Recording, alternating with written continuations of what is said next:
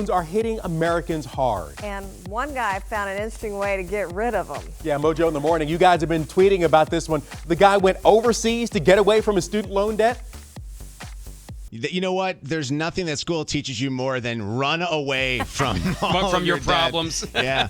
So this guy actually did this. He went over to China because he had so much student debt, and he said that it was, kind of a rough one for him because he was raised by a blue-collar dad and a mom who was a beautician, and he's like looking at this going, they wanted me to go to college my whole life.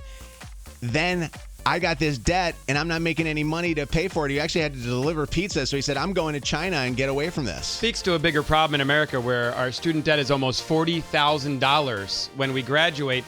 But the bigger issue is he can never come back because you don't really escape it. Yeah. It doesn't disappear. They're waiting for you if you ever come back. The government will garnish his wages. They'll do anything they can to get that money.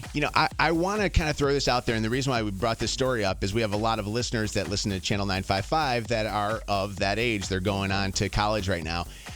Joe Heinrich, who's one of the big executives over at Ford, a good friend of the Mojo in the Morning Show, told us that there is such a shortage of the mechanics that they need to service the vehicles and to help make these great vehicles better.